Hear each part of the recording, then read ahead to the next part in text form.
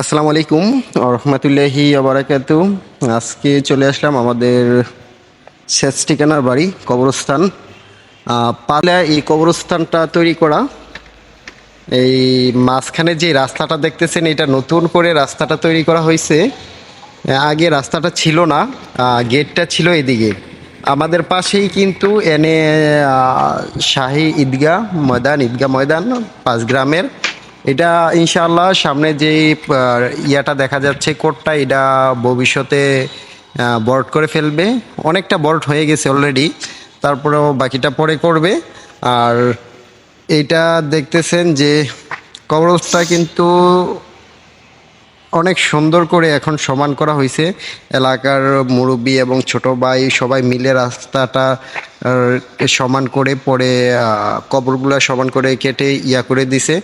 আজকে অনেক কিন্তু সুন্দর লাগতেছে এখন। আর চিন্তা ভাবনা আছে যে রাস্তার দুই পাশে ফুল গাছ লাগানো হবে। এটা দেখি উদ্যোগটা কি হয়। চিন্তা ভাবনা করছে আমরা কয়েকজন মিলে ফুল গাছ লাগাবো, তারপরও আরও অনেকজনই করছে যে ফুল গাছ লাগানোর জন্য। এটা ছিল প্রথম যেই গেট, কবরস্থানের ফার্স্টে যে গেটটা ছিল। কবরটা কিন্তু আগে অনেক ছোট ছিল, কবরটা অনেক ছোট ছিল। আস্তে আস্তে এই পশ্চিম সাইডটাতেই ছিল, আস্তে আস্তে যাইতে যাইতে এখন অনেকটা বড় হয়ে গেছে। আমাদের 5 গ্রামের সবাই মিলিতভাবে এটাতে কবর দেওয়া হয়। কোনো ভেদাভেদ নেই, সবাই যে কোনো জায়গায় কবর দিতে পারে। আর এখানে অনেকগুলা কবরের উপরে যে কবরটা দেওয়ার পরে খাসিগুলা যেগুলা দেয়, লোহার খাসি, ওইগুলা অনেকগুলা আছে। আর গড় আছে 2টা। বৃষ্টির সময় এই গড়গুলো অনেক কাজে লাগে। কবরটা কুড়ার সময় উপরে দেয়া বা রোদের সময় কবরটা কুড়ে।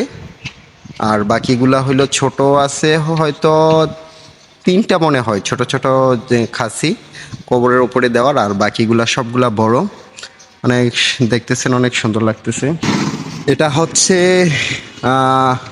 ঈদগার মাঠটা। ঈদগাহটা কিন্তু আমাদের এই সাইডের জন্য অনেক বড় একটা মাঠ। ইনশাআল্লাহ মুরাদনগর থানার ভিতরে সবচেয়ে বড় একটা ঈদগাহ মাঠ হবে। এটা যদি বড় করার পরে এটা ইনশাআল্লাহ হয়ে যাবে।